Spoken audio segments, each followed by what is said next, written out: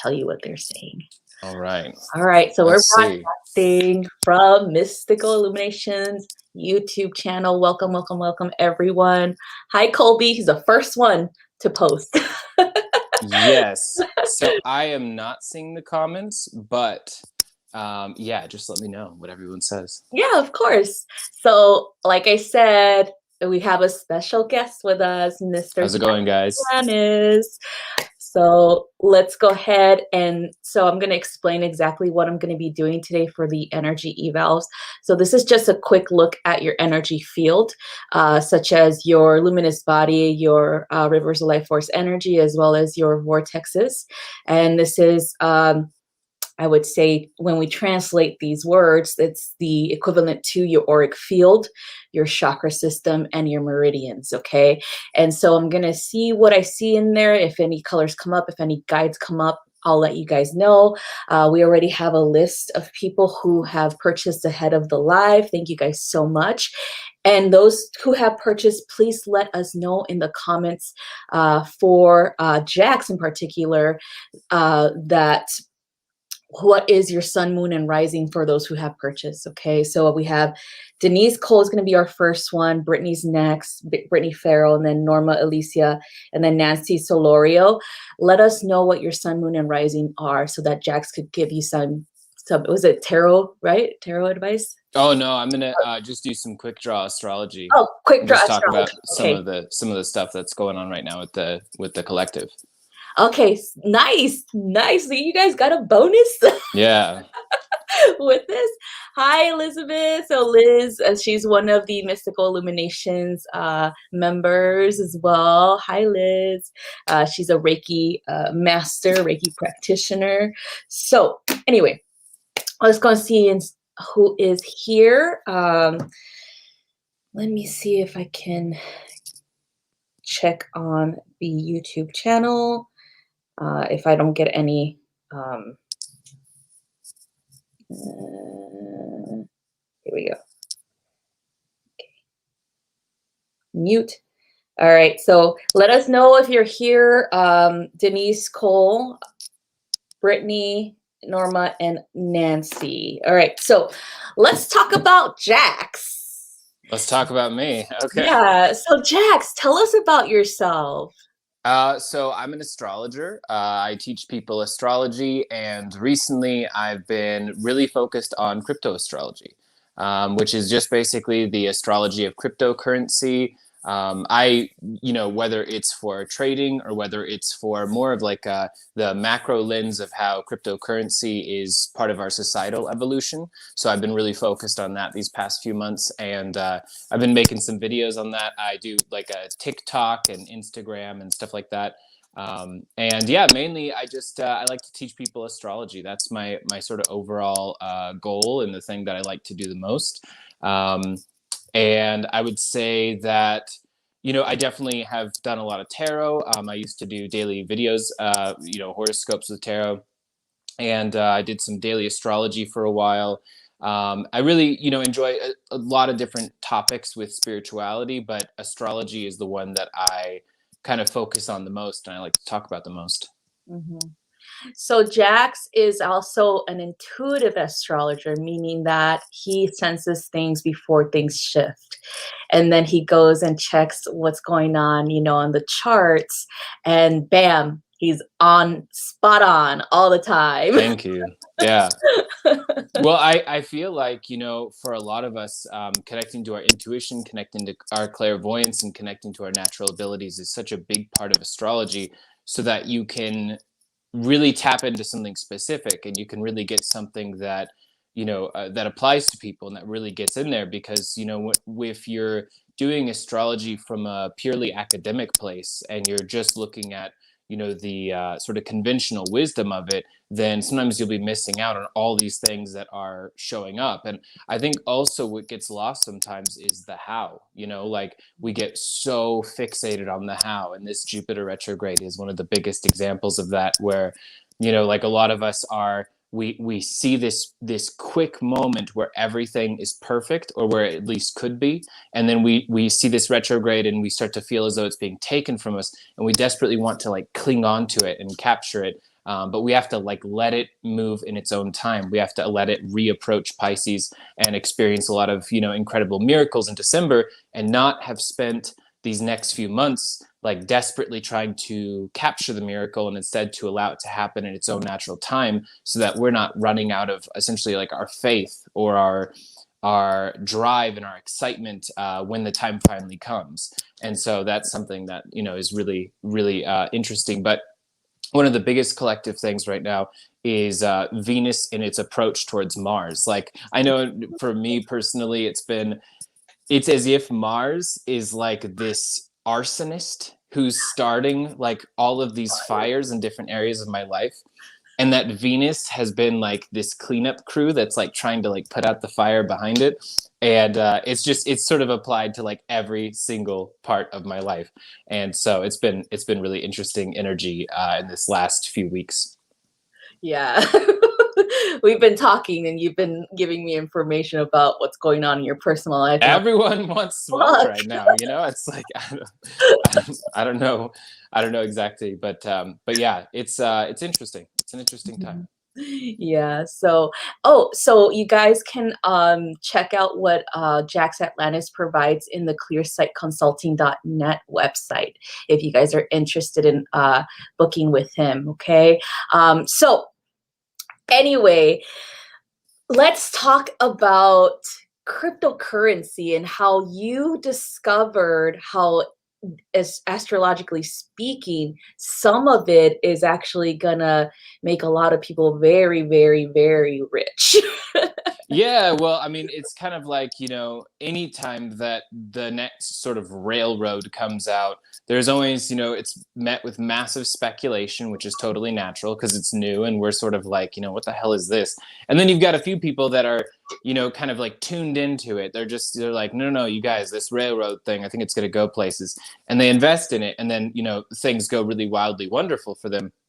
I would say even without sort of chasing that dragon, though, even without being like in the mindset of the like get rich quick scheme, that those who essentially are looking at projects which are stabilized and moving up and provide an actual utility and are run by people who are reputable and have had successes in the past and have built a plan that you know, is creating success, those things are incredibly not only safe to participate in, but a way in which you can take immobile money and, you know, basically have it just accrue over time, and to do so in a way that, you know, for me personally, I would never be able to do with conventional fiat currency, using just the sort of classic banking system. I would never be able to see any kinds of returns like some of these projects, and some of them aren't even going to, you know, giant spikes like you'd see, for instance, with Bitcoin starting in the age of Aquarius in December 21st, 2020. But, you know, there, even with some of them that you're going to be a part of while they're, you know, a dollar, let's say, for example, and their, you know, total destiny is they're going to hit something like $5 and then stagnate forever. Like, why not, you know, why not multiply? Why not allow that to accrue? So yeah, that's a big part of it. But I would say that this is, to me, the biggest part of this is recognizing what, and this, you know, a lot of people might think this sounds nuts, but that there's a spiritual aspect to cryptocurrency. And it doesn't sound like it at all. It sounds like this is just another tech revolution. It sounds like it's another way in which you know, sort of like society is advancing using technology. And in this case, it just so happens to be money. But where we've had Taurus in possession of finances for so long, this shift is like massive. This shift means a lot more than simply, you know, making purchases on an iPhone versus having cash stuffed in your mattress. Like, this is a lot bigger than that, you know? Yeah. And so it's like, so this is a time where we definitely want to engage with this. We don't all have to, you know, become, you know, advanced, you know, techies or anything like that. We just literally need to participate with what exactly is going on. Because to me, when we as people who might call ourselves spiritualists or might call ourselves, you know, readers or tuned into the collective, when we see that this is happening, we're looking at sort of like a climate shift in our sort of culture. And if you're looking at the astrology of this, this is kind of a big deal, because when we say science and spirituality coming together and synthesizing, It's not the same thing as saying spirituality overtaking science. Mhm. And it's a synthesis. It means both are equals. It means both come together. And we've got to be able to look at the ways in which the technical side of our evolution is part of this spiritual evolution. And I think it's kind of uncomfortable for me personally. I'm someone who's very naturalistic. I love nature. I'm definitely not someone who wants to be on the computer all the time or wants to be digitally plugged in all these different ways. And at the same time, we also can't ignore the reality. We can't ignore reality. And so we really have to be in both at the same time. We've got to be on the axis of Virgo and Pisces, not just Pisces, Mhm. It has to be Leo and Aquarius, not just Aquarius, because anytime that we're too stilted in one direction, it's imbalance. And so as a Libra, of course, I'm going to be obsessed with that. Yes, exactly, right? So yeah, so when Jax was talking about cryptocurrency with me being very anti anything with technology, Yeah. because it's like, well, when I was in the military, this is a big thing that we had to be aware of, where understanding how easily it is to hack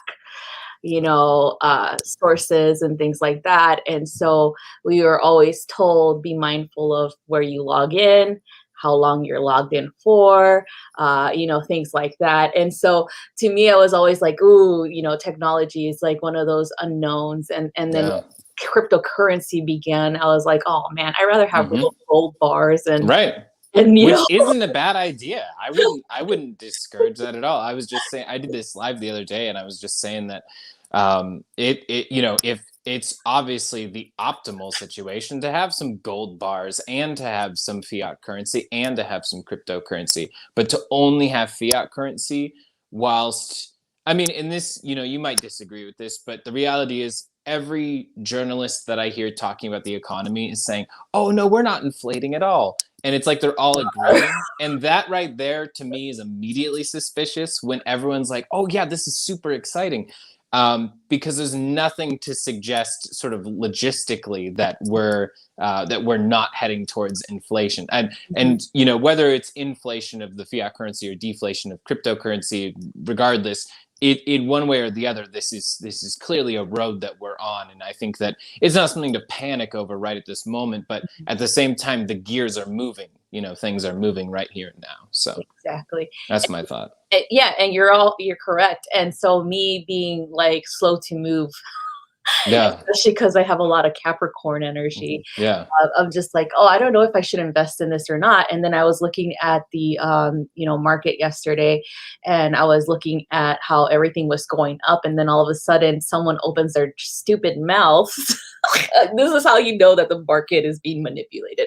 Yeah. So all of a sudden someone opens their stupid mouth and starts talking about certain stocks, and they start going down. And then I see, one of the cryptos start going down, and I'm like, what the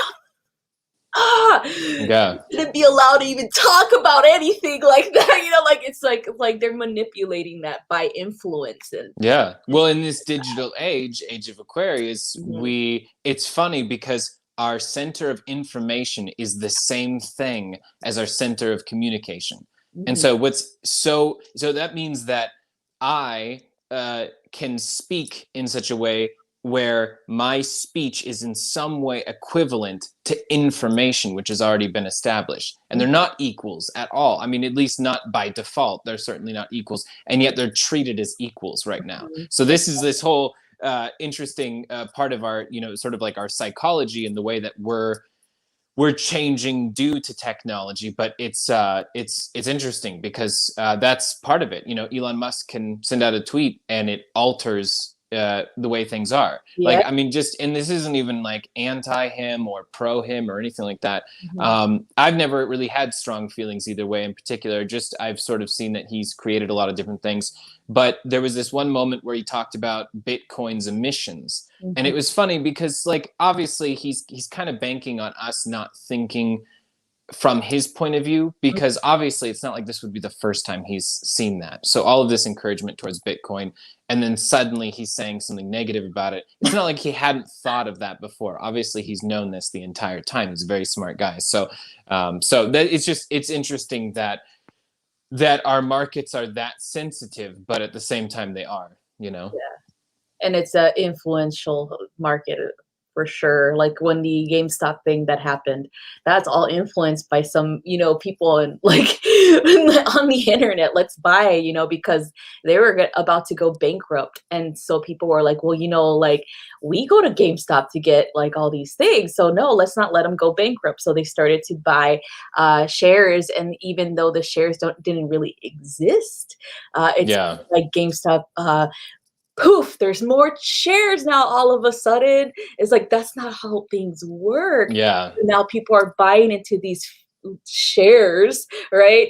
And now the actual company is doing really well. But when it comes to paying out, they're going to have a big problem, and that's going to definitely crash like the market well, for them at least, they're going to go away pretty much.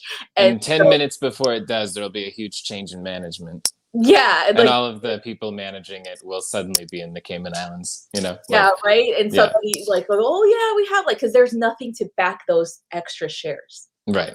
And so it's kind of like, well, what are you doing here? Like people are buying into this. So there is going to be a lot of people who sell their shares and are actually going to make a lot of money off of this before that crash happens, of course. Yeah. Yeah, I think so too. So they have to really look at the stock. They have to absorb it like every day and not miss out on that, big reward that's going to happen when that goes down. But anyway, enough about Yeah, no, that was an interesting little wormhole we just opened. Yeah, honestly, we could go on about that for I know. I'm like the one that hours. told you guys, like, you guys need to start investing. And it's funny because it was your suggestion that was then followed by, I tried to get into stocks just in the conventional sense for a while, and it didn't call to me, and I was just like, I'm just not a guy who's made for that kind of thing. And then my friend Sonia, who's she's like this crypto expert. She's done like a ton of studying over the years on the markets, and she was there during the ICO boom of 2017 with all these coins. And she told me like, hey, what if just for fun we just took the birth dates of some of these coins and you just looked them up on a chart and just saw what you saw. And that was like 8 or 9 months ago. That has triggered and set into motion an entirely different life path for me at this point. And it's changed my sort of standing financially. It's changed like a lot of different things in my life. So for me, it's like this is it just collectively, this is a huge shift where finances, which always, in some ways have always been connected to the earth, in some ways are now connected to the air. And and things are going to be different astrologically fast forward 100 years from now, when none of us are relevant astrologers anymore, and there's going to be all these other people out there. It's going to be interesting to see the way that the air is interpreted and the way that the earth is going to be interpreted after this, because things will change. Things do evolve. And we think of everything in astrology as completely ancient and that it's bedrock essentially, but the reality is it's like the discovery of Uranus, Pluto, and Neptune shook things up, even though some astrologers don't want to admit that or acknowledge that. It's the truth. It shook things up, and things have changed since then. And the way that we're changing as a society is going to be a big part of this as well, and the reinterpretations of astrology. It's going to be interesting. Yeah, and there's other types of astrology. What's up? Well. Look who it is. Oreo. Look who it is. Presents. I have to say hi really quick for the peace dealer. He couldn't be here. Oh, he's got the accent. Yeah, no, this is Sir Oreo, Jack. Not the peace dealer. A lot of people say that I'm the peace dealer with the wig and an accent. Well, Sir Oreo, your tag down there says the peace dealer on accident. Yeah, I'm jacking his live stream. Oh, you're jacking. Okay. Yeah, he's obsessed with me. He wears the same clothes I wear. So. Oh, that's weird. Yeah, I need to talk to him about that. Basically, it's like me with the wig, and people think I wear a wig, and it's just really confusing. Yeah. Wow. Say hi really quick. Oh, I miss the triune that you three used to do, and this is just so amazing. You know what I mean? Shout out to those of you in the live chat, chilling. Yeah, the divine trine, or the ceratops, like I like to call us. Yeah. The divine ceratops. The divine ceratops, okay? Yeah. I love that. Triune gang, y'all keep killing it. I love it. This is amazing. I love hearing you talk about crypto as well. What have you invested, Sir Oreo, in some crypto yourself? Me, no, the peace dealer, yeah, he's going a few, I think he got a couple Ethereum and it was 900. And he didn't know that he thought you had to buy Bitcoin at once. He didn't know you can buy it in bits. So, yeah, he has a few XRP, but you know what? He's thinking of gifting his wallet to his younger sister for her birthday. So he may be starting from scratch with his portfolio. Oh. Got some Gemini coins too. Those are fun. Do you believe, Sir Oreo? Do you have predictive abilities, by the way? I'm just asking real quick. Predictive. Such as you can see into the future. You know what? People talk to me and I automatically know that it's going to be full of shit before they finish. And I can see that.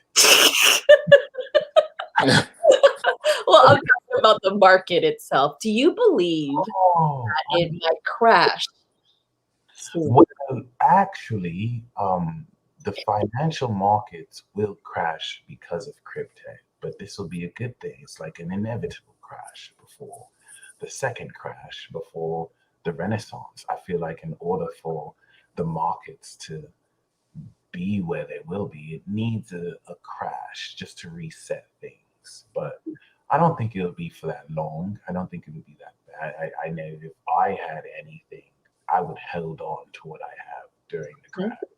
Yes. It depends. But I think it may come even sooner than expected. Some people are talking about a crypto winter. So who knows? We'll see. Colby says they should have your face on for money, Sir Oreo. What do you think about that? They should. It'll come very soon. You know, I might become the dictator of the world very soon. Totalitarian dictator. Totalitarian, yeah. I think the world needs a dictator right now. The world needs a dictator to unite everyone in fear and people unite against a common enemy. So if they all can get over their differences and hate one man, I saw what they did to Trump. That was very inspiring. So never. It is what it is. You could sell a picture of your face as an NFT, you know, just God. like one solitary picture that's taken with a Polaroid camera, or even better, one of those ones from like the 1800s. And it would be like one single image. Right. And then it could be an NFT about how I came from the past in a time machine. And it sounds like it. It sounds like it. Yes, you know, it is what it is. Your voice sounds like it mixes between modern and very like classical British, so it's really interesting.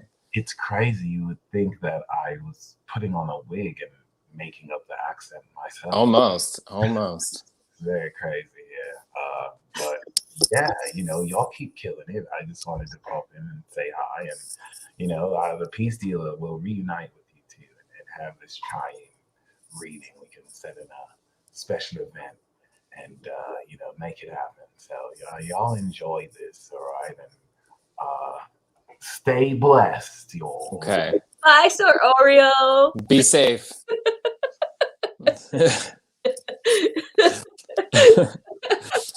All right, you guys. So we're gonna go ahead and begin our energy evals. Denise Cole just arrived. I just saw you saying hi. Jax, do you want to ask her for her sun, moon, and rising first, or you want to do your thing first and then I'll do my thing? Yeah, I'm gonna. You can do your thing first if you want to, but yeah, I'm definitely gonna I guess, ask for your sun, moon, and rising. For everyone who's purchased one, please let me know your sun, moon, rising. And then Ari will dictate that to me. And hopefully she'll tell me the right ones. She won't just like mess with me and be like, oh yeah, she's like a Leo sun, Leo rising, and Leo moon. What do you get for that? What's the other one? The 13th zodiac. Oh God, yeah. We're not even going to open that conversation because, yeah, it's so absurd. There's not a 13th. Okay, so I'm just that one is I'm gonna need to go to therapy for at some point and like talk to someone about just to release the primal anger that I have. I'm gonna have to go to a mountaintop and just shout that one out. But yeah. Ophiscus or whatever it's called. Officious. Officious. Yeah. It's funny. I fall under that if they're like the actual when you think about you would, right? You would, yeah. The actual constellation goes between November 20 something until like December 1st or 2nd or something like that. Man. And that's that gap right there. It's like it's constellation. It has nothing to do with the planets, right? So a lot of people, that's why a lot of people are confused. It's like they think, because there's similar constellations that are labeled, similar to the zodiac signs. That doesn't mean that it's actually astrology. Yeah. Totally. Well, and if you were to use the mentality that officious should be added, you would then have to also use the mentality that there's like 10 others that should be added as well. If you're following that train of thinking, which then, if there are 24 signs or something, that would be insane. Yeah, because then you got to think about it with the alignments of the constellations, especially the fixed stars in particular, to the sun and the earth. When that happens too, you have to think about that. And it's just like, what constellation is that? Which fixed star? And things like that. I do fixed stars chart readings, by the way, because I like the fixed stars. Because I go into the galaxy. I'm a galactic, so I have to incorporate this, right? But yeah, so it will be just like completely different. It's not with the planets. It's actually just the constellations that I read. And it's not the Mayan one. Oh no, it's different. It's just the starseed one. Like I call it a starseed chart or galactic chart reading, natal. That's awesome. And then of course the Aztec one, I do that. That one's run by Mercury, right? That one they track it via Mercury, right? Mercury, yeah, And that's interesting. So it goes from so it actually just the luminaries and the first inner planets. The inner planets are the only ones that are tracked because are the only ones that they can see with the naked eye, and then everything else doesn't count. So all the outer planets are not even like. Can there be a creation? Do you believe that there could ever be the creation of an extension of that particular field of astrology? Where obviously it would require tons of channeling from a modern person doing it, but do you believe it could be extended? It could be extended if you're channeling it, because I incorporate certain Western, like I kind of tell people this is like the equivalent to this Western zodiac, right? To this planet, because it is a combination of the day signs, which is totem animals and such things, and then the combination of whoever is the god or goddess deity who's in charge of that totem animal, and then the god and goddess deity is actually a part of a luminary or a planet, and so that focuses the energy. And so energy is dualistic. It is not just masculine or feminine. It has everything in it. It's pretty much telling you a story of your personality based on the influences of these day signs and the actual luminary planet and the deity itself. And then there's like if you're missing, for example, you get a lot of deities who have the very intense energy of Pluto, right? Very scorpionic type of energy. And so I explain that to them. It's like, this is, when you think about it, if the influence would be very similar to Pluto influence or to Scorpio influence, things like that. So it's more of a channeling thing. I give them, of course, the layout, right? And then I just channel the rest. Yeah, that's awesome. All right. Thank you, J-Lo. Okay, So Denise Cole says her sun is in Cancer, her moon is in Aquarius, but she cannot remember her rising. She needs to Okay. look it up. All right, so Denise, go ahead and create a circle of protection around you. I'm going to go ahead and do your quick eval.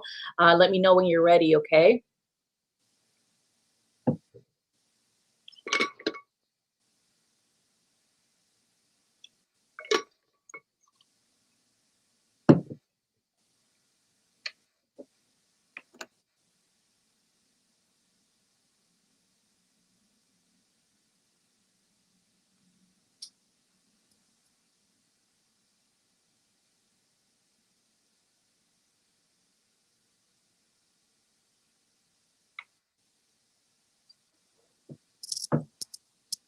Just show it there.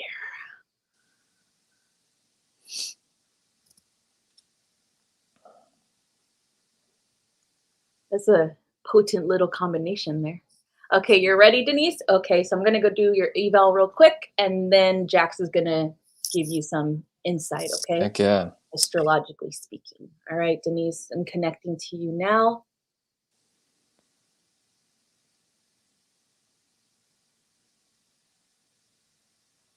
So the first thing I actually see is an archangel right in front of you. She's wearing kind of like all white, like kind of like a nice white dress. She has a little veil over her, and then her wings are kind of like a very bright silver. This is Archangel Jophiel, okay? So Archangel Jophiel is coming in to assist you with beautification, purification, okay? So she's kind of pointing at the third eye. She's also pointing at the throat and at the sacral. So these are the points of understanding how to integrate all of these. So with the third eye is about allowing yourself to receive more information. I know you're very sensitive right now due to Cancer season since it's in your sun. I feel like the sensitivity of energy around you it does tend to kind of like influence the way that you're perceiving information coming from the higher realms as well. Okay. So we have to be aware of this, and we have to make sure that your filter is not being manipulated by other people. Okay. So the information that you gather from the higher realms is for you. Okay. For you for now. If you want to share some of it, that's perfectly fine. But for now, it's for you. So it's private. Okay. Let's look at the throat. So the throat in particular, it's about, I have to clear my throat. It's about letting go. Okay. It's about kind of like the expressions that you do say are definitely very potent. But there are other expressions that you kind of like don't want to share, especially with when it comes to like those people that are closest to you. Sometimes you're just like, I've said enough, I've said what I needed to say, and I'm not going to repeat myself. That's exactly what I'm like picking up. And so that does cause a little bit of energy, kind of like circulation in a way that it's kind of like a little bit of chaos there, but that doesn't mean that it's gonna like affect you in a negative way. It just means that it's time for you to release it, right? So when there are people in your life who you've advised and who decided to choose to not listen to your advice, this causes you to just be like, okay, look, I already told this person exactly what's going to happen, but fine, so that does cause a lot of energy piled up here, because you're just like, why don't they listen to me? Why do I need to yell? Like, why do I need to be forceful with these people? It's like it does drive you a little bit like mad because of what they're doing or what they're not choosing to do. Okay. Then we're looking at the sacral. And in the sacral, it's about intimacy in the way of relationship intimacy, not necessarily just with your partner. It's more or less with your children, with your family, like taking this time to reconnect, taking this time to be present and enjoying the time with your family. That's what I'm picking up. I think you might have mentioned that you were going, or you possibly needed to go on a vacation. Please go on a vacation, okay? It's like definitely you're ready, you're feeling it. Like I gotta go travel, I gotta go somewhere nice with my family, reconnect with my spouse, reconnect with my children, reconnect with whomever, right? Your friends, things like that. Um, for some reason, the Archangel Jophiel is dangling some earrings. They're kind of like these turquoise looking earrings. I'm not sure if you have a set of these or like a light blue type of earring type of stone, but she's saying wear it. Okay, wear it because that is going to help you become more in tune with your guidance as well as be more um, open to receiving love. Okay. So what I'm looking at is turquoise, but I'm also looking at, and she's kind of pointing at Larimar. I have a Larimar stone here, and it does help me with channeling more compassion, more love, especially self love, and taking breaks. It reminds me, take a break, take a break. Time for you to disconnect, time for you to have me time, right? So that's what she wants you to wear in your ears if you have it, okay? If not, then purchase them. Let's see what else I'm looking at here. Energy field. So purify, purity, that's the goal here, okay? Purifying your energy daily will be very helpful, especially when you're frustrated with certain people in your life, especially if you're frustrated with interactions with certain people. When you're done interacting with them, cleanse your space, cleanse your aura, cleanse your body pretty much. Maybe bubble baths will be helpful too to relax and stuff so you can let it go. Okay, purify.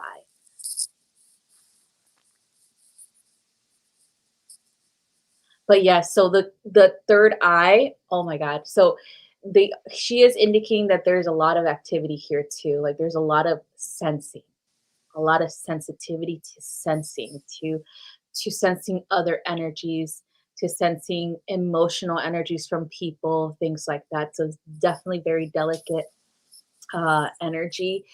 And so when you're done sensing for the day, she says, purify yourself. Okay. So you don't retain that energy and you don't retain the influence of those emotions from others. Okay. All right, Denise, that's all I have for you. Cleansing and clearing, disconnecting, closing all portals. All right, Jax. Yeah, so Denise, so you're a Cancer sun and an Aquarius moon. So I would say right now there's a lot of people who are gatekeeping your abundance in a way. And it's not that they're responsible for whether or not you have abundance, but essentially they're operating as gatekeepers. So you've got Mars and Venus and Leo right now, for example, and in Cancer's second house. And so essentially it's important to understand that of course you've got to be able to confront people that are pushing your boundaries, but also to be able to confront situations or people that are enabling you to sort of stay within your comfort zone, because both are equally, I mean, it's very obvious which one looks like it's problematic, like when we see the Marsian confrontation, when we see someone who's overstepping their bounds in some way. And as a Cancer with an Aquarius moon, you're obviously, incredibly kind. You're empathetic. You're sensitive to other people, and especially those who are misunderstood. And so you even, of course, think multiple steps ahead of like, this person's saying this, but in a way, I understand that they have been through this situation. They've been through this, but at the end of the day, we're all responsible for our actions. So understanding that it's definitely a really important time to confront the gatekeepers. You don't have to have conflict with them. You don't have to have fights with them. You don't have to have yelling matches or anything like that. But you do have to to talk to them directly and just let them know what the problems are and the ways that they're either stepping in the way of your boundaries or almost, you know, enabling other behaviors or even enabling other people who are pushing your boundaries. So both are definitely problematic. And I would say at the same time, you know, you've got Mercury in Cancer's 12th right now. So there's definitely a natural concern about being too essentially like ending friendships or ending relationships or ending situations because your words could be too sharp, because other people could be too sensitive, that they, you know, lack an understanding of something. But the reality is, like, as long as you're speaking your truth, then you're speaking precisely what it is that you need to. Other people, of course, sometimes will step out of our lives after we do that. It does not mean it's forever. And if it really is forever, then that's not something that is actually our responsibility to manage in any particular way. That's the person's ability to receive hearing someone else, you know, speak their truth. And as far as the Jupiter transit we have going on right now, I think it's affecting the water signs the most. So I think that you as a Cancer sign are probably heavily affected by this, especially during a Neptune retrograde, where we've also got, the sort of spiritual impulses that run through the water and that run through the water collective in particular. It might be causing some confusion around your psychic gifts. It might be causing confusion around your ability to pick up things from your dreams, especially. And I would definitely pay close attention to your sleep patterns and towards anything that's essentially out of the usual. So whether that's not having any dreams where you normally do, or having an inordinate amount that have repeating themes, I would pay close attention to that right now. And I would also understand that, you know, with Saturn, which is going to be in your moon's first, that this concept of taking on emotionally the responsibilities of how not only our own trajectory but other people's trajectories as well is just not something that's manageable long term. It's not something that can be done consistently, even with, of course, you having the best of intentions, and other people, you know, coming to you for help.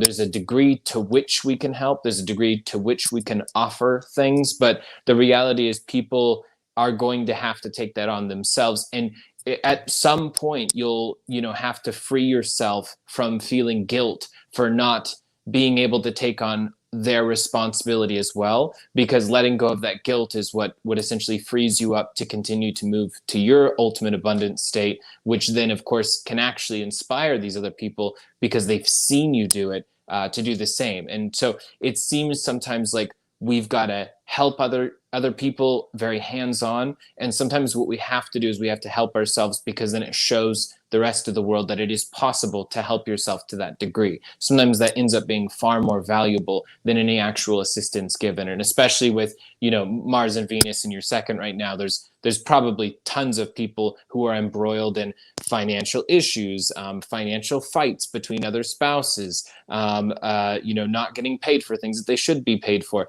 a lot of different things like that. So you're probably just surrounded by it right now, especially in your tribe, your sort of immediate people. But that's just something to keep an eye out on. Mm-hmm. Yeah, she agrees.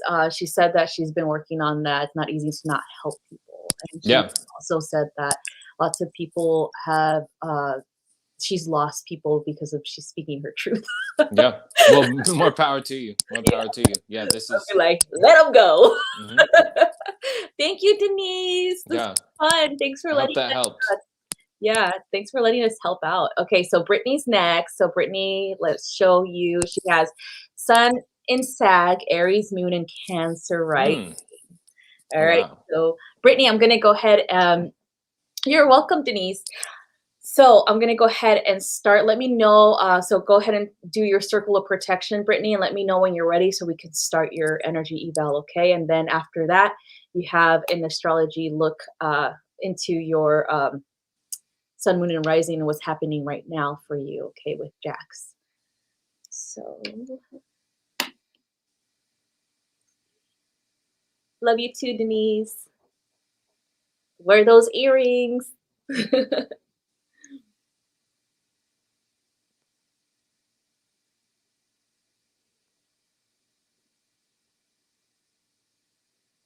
All right, Brittany's ready. Okay, Brittany.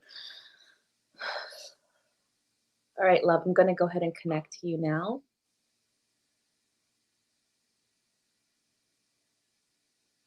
Oh, hello. All right. So Athena just showed up.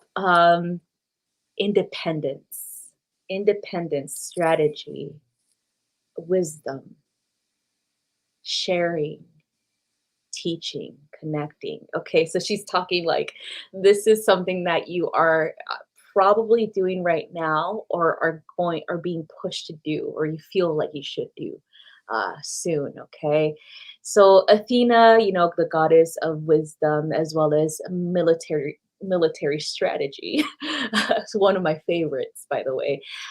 She also has a very beautiful energy of both Mars, as well as I always think of her as Mars, but also think of her as a Libra energy, so like a Venusian energy. Um, so there's like a combination of these two energies that she's saying are within your energy field right now, and I actually see them. I see a lot of pinks and I see a lot of maroons in your energy field with a little bit of purple. So I'm looking at your shoulders right now. She's like pointing at them right now too. So there is kind of like a little bit of stress going on in your life. Um, there is definitely a lot of direct energy too, because we have the reds, the maroons. That is direct energy. That is very Martian energy. Very let's get into this Aries energy right now. You know, like you're really magnifying this right now. Um, and also we have the Venusian, the pink energy coming in. And then of course the freedom energy of the violet energy that I see in your energy field.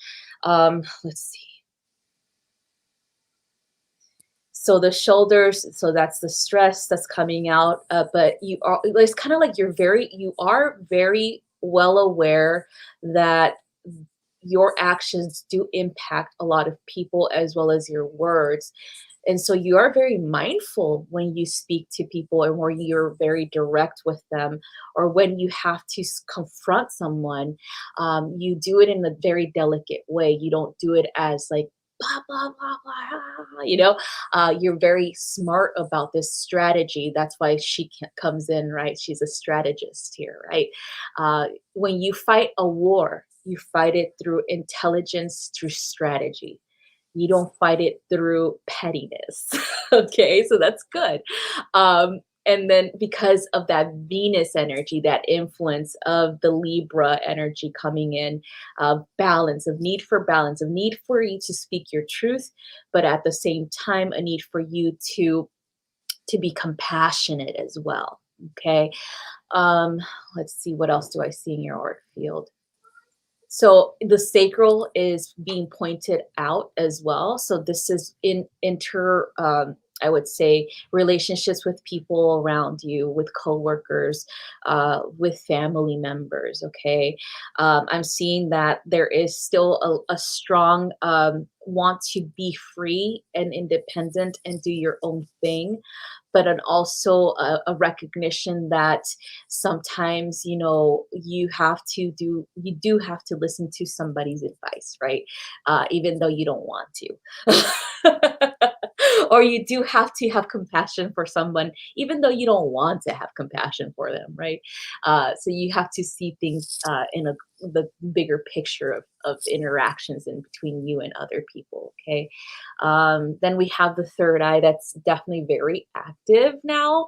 I think Cancer season is definitely a very like it. I see it as a blossoming rose. Like your third eye is just blooming. It's blossoming. It's opening up wider to receive more information, and particularly your psychic abilities are far more sensitive now. And I think this is the very like strong activation with the Cancerian placement that you have. It's kind of like she's telling you, focus on this, you know, focus on your intuition, focus on what doesn't feel right, focus on what you are being told. Like in so many ways, you might think, sometimes you might think that you're being a little bit crazy or paranoid, where when people are talking to you, you hear other things instead of what they're saying. It's like your sixth sense picks up on their emotional expression when they're saying certain words. So it's kind of like they're hiding that, right, through these words. And so you look into it and then you're thinking, okay, are they really meaning this, or do they mean what I'm feeling? You're like, I'm going crazy. I don't know. Like they're saying this, but I feel that they mean this instead. So they're saying, Athena's saying, you're not crazy because you're sensing the emotion that is being suppressed behind the actual words. You're sensing that there's something off. Okay. Trust it. Okay. Let's see what else.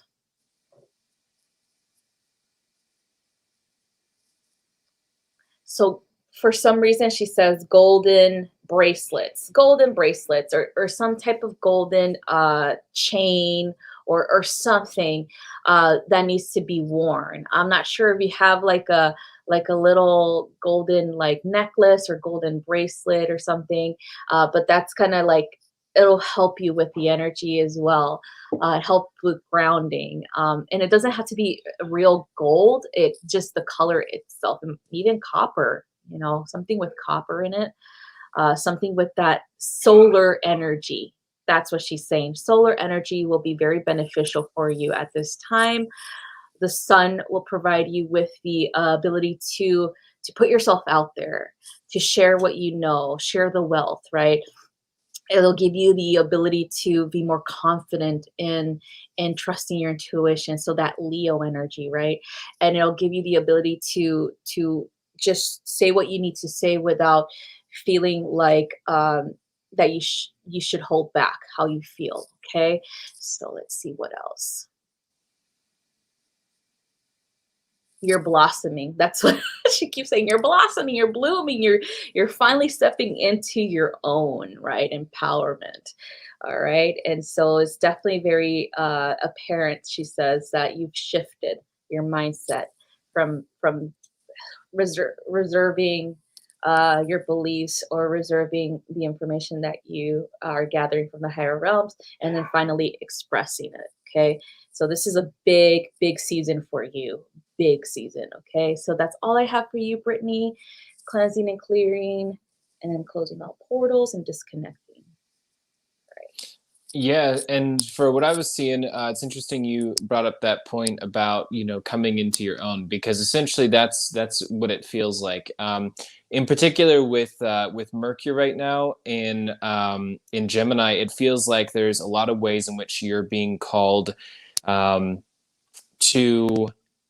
where essentially you'll have old self-talk come up, or you'll have old speech that comes from a caricature that you were sort of playing before. Like we go through this moment in our life when we start to awaken in these different ways, and we start to realize like the person that I used to be was really more of a character than anything. It was not actually who I was, and it was just essentially like a series of defense mechanisms and things like that. So paying attention to your own speech with Mercury here is going to be incredibly important, especially because it feels like you're going to be noticing old patterns that tried to come up, and so confronting them is going to be a big deal, especially right now while the sun is in Cancer. So it's going to be transiting your rising, and you're going to be genuinely seen by a few people right now. You're going to be seen by people that are aligned with your life and that do belong in your life. You're going to be seen very intimately and for who it is that you actually are. And I would say what would be interesting and sort of like an identifier would be looking for people in your life that are actually engaging with you in the present moment, really listening to you in the here and now, and to be very thoughtful, especially with this Juno retrograde conjunct the South Node, like of people who speak in vagaries, who speak in long-term promises that they're making to you, who speak in the long term in general as a way to compensate for their conscious knowing that they're not going to be bringing or delivering anything into your life in the short term. So just to be really thoughtful about that. And I would say as well, when Jupiter retrogrades back into Aquarius and it's back in your third again, it's going to be, I feel like it's going to be a lot easier to almost speak some of these things back into being, speaking what it is that you want. And that currently it's almost like every sort of breakthrough that you're having with people conversationally is something that happens through such an emotional lens, or keeps accidentally almost like knocking over these vases that, you know, are from some other ancient place or some other emotional situation. It's almost like you could talk to someone about why they're frustrated about something yesterday, and then they'll bring up their childhood and stuff. And you're like, no, I'm just trying to literally address like what just happened. But it feels like there's a lot of people that are suddenly like shifting into these incredibly emotional places. So it's just, you know, important to recognize what it is that you're really trying to say, recognize what it is that you're talking about, and to not allow other people to sort of like sway you into going into these different directions or these other subjects or these other situations, and to be very proud of what it is that you speak and the way in particular that you speak, because even if a caricature of our past self in a way can speak perfectly, it will never amount to what our authentic self can speak imperfectly. And so, you know, this is definitely a time to sort of explore that. That's what I see. That's perfect for you, Brittany. Oh, I'm excited for you. Woohoo! Yeah. It's definitely a good time, and you even have, you know, Moon in Aries right now, so I'm sure things are getting really exciting and intense. Yeah. All right. I was like picking up on Aries like big time for her too, like Aries and Cancer as well. Like, Mm-hmm. oh man, it's exciting times. All right, Norma, you are next, love. Let us know your sun, moon, and rising, please. And then let me know. So go ahead and create a circle of protection around you, love. And then let me know when you're ready so I can connect with you. And then after Norma, we have Nancy Solorio, and then J-Lo, and then Michael Williams. We have J-Lo on tonight. Yeah, Wow, we are moving up in the world. About to say, we've got some celebrity clientele all of a sudden. Right? You're welcome, Brittany. See, she said that was all incredibly helpful. Thank you both. Yeah, thanks, Brittany. Thank God. Thank you. I was like, thanks us. Thank you for letting us help you with what's going on. All right. So here we go. Norma is a Gemini sun, a Virgo moon, and a Cancer ascending. Oh my God, there is a lot of Cancer energy. Wow. You're Yeah. so right, Talia. Norma's like, we are all celebrities. All right, love. Let me know when you're ready, okay?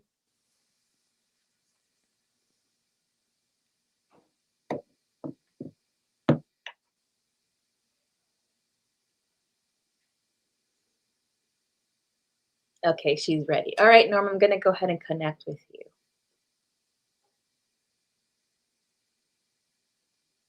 Ooh, there's still a lot of beautiful gold Christ consciousness energy all around you. I also see some violet energy. So Saint Germain is actually present with you at this time. He was kind of hiding in the background and he's like peeking out like he's, he's so funny. So Saint Germain is the guardian of the violet flame of freedom, right? He is the ultimate alchemist. And I feel, Norma, that you are definitely heading in that direction, or you're actually working towards alchemizing a lot of energy in your current environment. Okay. So let's go look at your energy field. So, okay. So he's like saying, don't, don't break under the pressures of the world, as you are here to assist with the you know, transmutation of these lower frequencies into light. Okay. So this can be and he's kind of indicating with relations to other people where you might find yourself having to be the bigger person, right? When it comes to these confrontations, or when it comes to these conversations that might be emotionally heightened in the way that when you speak in a very I would say authoritative way now with certain people, but also understanding that it's because they have chosen to continue to poke at you. So like poking at the bear is gonna get them, eaten up, right? So that's what he's kind of saying. So this is definitely you alchemizing. You're never gonna allow people to disrespect you anymore. So you're showing your power now. Okay. So we have, of course, your solar plexus is highlighted in that sense, and then the throat is highlighted. But we also have the heart highlighted because you understand that this is something that you need to, uh, you know, go through in order for you to feel much more in control and in power of your life and your interactions with other people. You cannot let people overstep their bounds, right? There is a line drawn. You cannot pass over this line anymore. That's like exactly what you're doing. You're putting those boundaries up. Um, I also see you in like a business suit, like this very flashy business suit. And it's like, I am here and I am in charge and you will listen to me. That's awesome. All right, so let's see.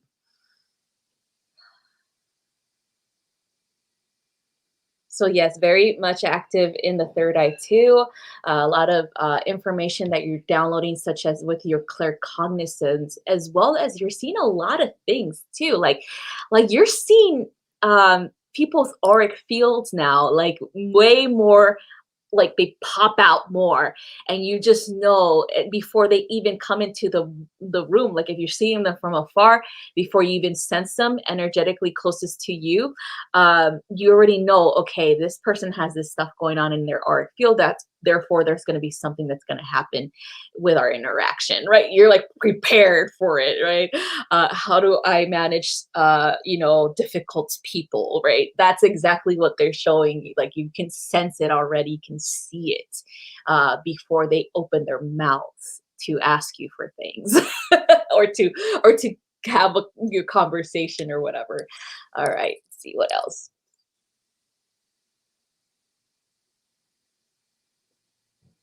So yeah, so you're definitely stepping further into that person of authority, person of pretty much like this is my kingdom, I rule over my kingdom with a like with a steady hand, okay, but I will be able to like you're clasping on something like a, it looks like a wand, okay, so that's the alchemy symbol right there. But you're also open, you could move over the wand to the other hand and be ready to backhand someone if they don't, if they step out of line with you. So it's pretty funny. He's showing me all this stuff that you've like been like dealing with, and known that you're like, okay, I'm done dealing with you mother effers.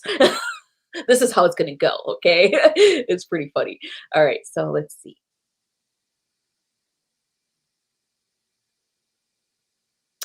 Okay, so in the heart and in the solar, that's definitely very active. The solar is definitely very empowered. The heart is definitely communicating exactly how you feel, as well as the throat.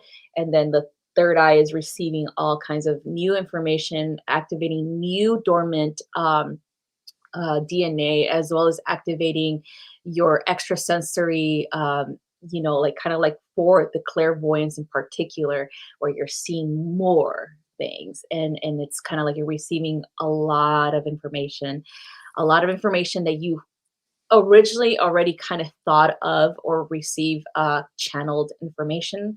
Now you're seeing it play out through the third eye, okay? So seeing it presently, like maybe it like the day before, you're probably thinking, man, I might have a situation at work with so and so.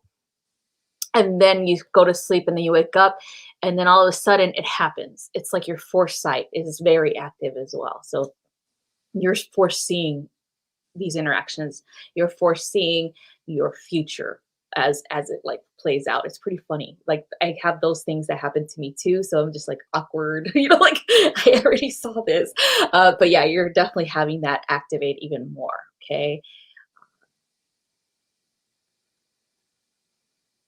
And so Saint Germain says to work with him and choose your freedom over any oppression.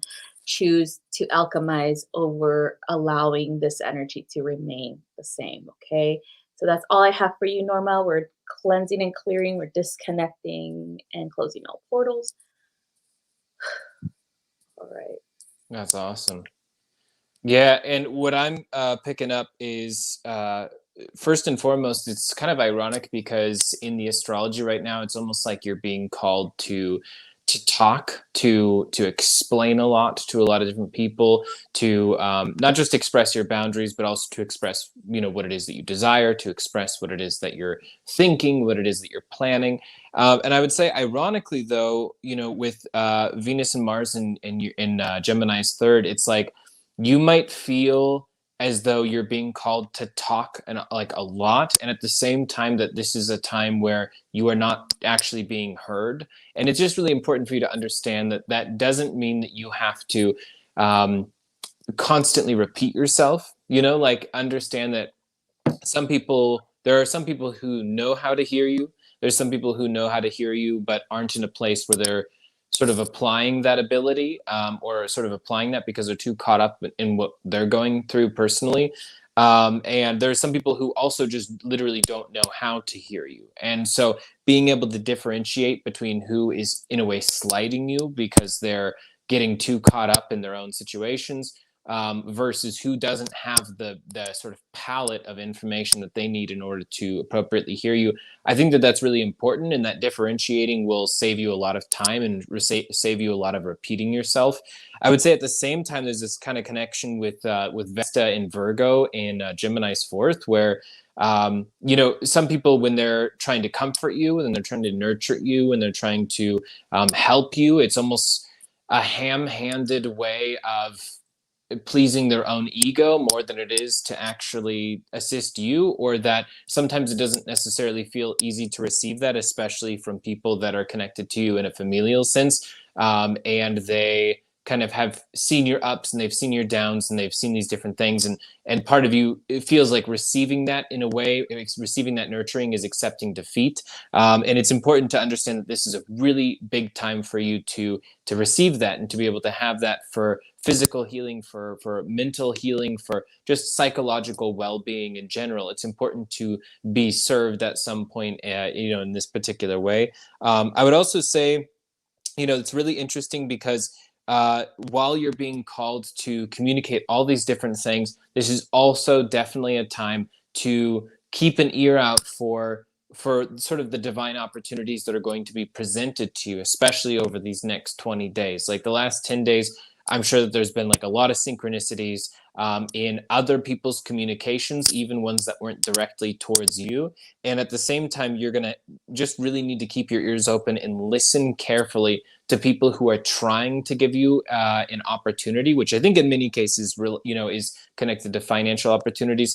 But in some of them, even they're just more so opportunities of well-being. And so keeping an ear out for those different things and understanding that when people, they don't know how to just directly offer you something, that sometimes they'll just present something out in the air. And it's important for you, when you know that they're talking to you, to express what your desires and what your intentions are, because it'll really it'll help out with you being able to capitalize on all this abundance that the universe is really trying to present to you right now. It's trying to present this abundance of opportunities, and so this is definitely the time to go for it. That's what I pick up. Awesome. So it's funny you keep mentioning ear. She said that she was having problems with her left ear, Oh, Jesus. and she Yeah. kind of lost her hearing Saturday. And this, it does coincide with what you just said too, and then what I was sensing with like interactions with other people's energy. So definitely try to alchemize that. Try to remove the energy first, and then the ear is gonna declog itself. I was about to say, pay close attention to how your ears feel as we get to July 10th and 11th. Like, I'm just really curious as Mercury shifts from Gemini into Cancer, if that's going to be representative of physical healing for you. Yeah, But it definitely feels like that'll be connected. yeah. So Norma says, "Thank you for insights, Jack. Many blessings to both of you." Thank you, Absolutely. Norma, for letting us help you out. All right. She said July 10th is her son's birthday. Oh my God. Yeah, my daughter's birthday is July 6th. It's coming up. She's Oh man. 14. All this Cancer energy. 14. A My 14-year-old Cancer. baby, my little baby, my little girl. Yeah, she gets kind of like, she's like, Mom, stop. Yeah. She's Here still, we go. Here we go with that Saturn transit at 14 years old. Now she has to start defying you. It's yeah. archetypally necessary. And it's funny because she's a Cancer sun and then she's an Aries moon. And of course, a Scorpio rising. And so I'm just like waiting for that, to Get come ready. out. Like, yeah. Get ready. Maybe you should switch over to officious astrology. Maybe we got to cross our fingers and hope that that's real. Norma says they're moody. She has been very, like, ever since she was a little girl, like, she's been very expressive, but she's never been moody. Like, she will tell me, like, Mommy, like, she's very vocal about her, like, something that she doesn't like or things like that. And then she'll express it or things like that. Like, and then she'll say it straight out, like, you guys are annoying, like. Yeah. But she's never been mean, so I'm like waiting for that though. Like, well, ooh, when is she gonna be mean to me? You're ready. Right? Adeptiga says her Cancer just turned 10. Oh my God, there's a lot of Cancer babies. They're the best babies ever. I swear. She was like this beautiful little angel. She was just so awesome. She barely cried. Oh my God, it was awesome. She was like the best. Even when I was pregnant, she wasn't even bothersome or anything. It was like the best thing ever. I haven't, she's my only child, so I can't really compare, but still, she was just like the blessing ever. Like, I was just like, she's like a little angel sent from heaven, because she didn't wake me up in the middle of the night. She didn't. What? No. Oh, score. Yeah. She slept ever since she was, born. She slept throughout the night and everything, and I would have to wake her up. I'm like, wake up, I gotta feed you, or I've gotta check your diaper. So yeah, she is awesome. All right, Jayla says her oldest is a Cancer. She is so quiet and still is. Oh, yay! All right, so next one we have is Nancy Solorio. Nancy, let us know if you're here. And then we need your sun, moon, and rising, okay? Yeah. Sun, moon, and rising for Nancy Solorio. Let's see.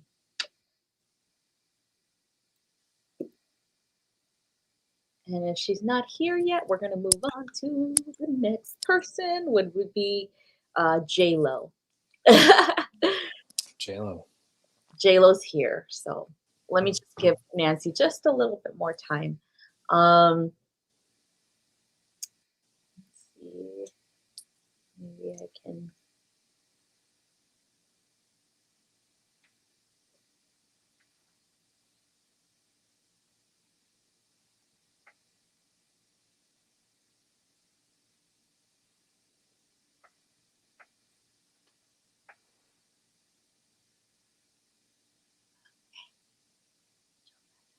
If not, then we'll move on to J-Lo. So we're going to give her a little bit more time. So anyway, let's talk about Jax and his 12 zodiac children that he's going to have.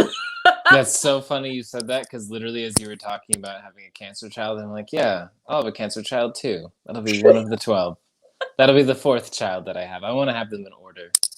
You want to have them in order? It's, I know it's this is like, statistically, this is very improbable that this is going to happen, that all the due dates are going to be accurate, that, but, I just have to try, I should have one child of each zodiac sign, because then I can run like a very sort of personal, lifelong case study on the zodiac. I think it's what could go wrong. I don't see what could be the problem with that. Especially if it's, with 12 different women, because obviously they're all going to get along, because when have 12 women ever had disagreements, you know? So yeah, that's been the plan. I moved out here to Utah, and so I'm kind of like in the perfect place for this. I don't think anyone's gonna ask any questions. No one's So gonna ask any questions. no one, everyone will just assume I'm Mormon. Like they'll just be like, okay, whatever. Normal. It's a regular Tuesday. Yeah. There's so many families around here that like they'll like I just see this giant van pull up somewhere, and I'm assuming it's like a work crew or something like that, you know, that they're like carpet installers or something. And then it just turns out to be like a family of just like tons of children, and I'm just like, oh my God. Yeah. That's, And then aunts, right? yeah. Yeah. That's my aunt. No, that's your Hmm. mom, and that's your dad with And all that's your the mom, and women. that's the other mom. Although I've got to say, first of all, my experience in Utah has been awesome. I have not had all of the assumptions I had that people are going to just walk up and try and convert me and all this stuff. None of it happened. It actually, everyone kind of keeps to themselves. They're just sort of like, you know, you stick with your business, I'll stick with my business, and like, you know, everyone's pretty chill. And in the Mormon stores, I need to be careful what I say.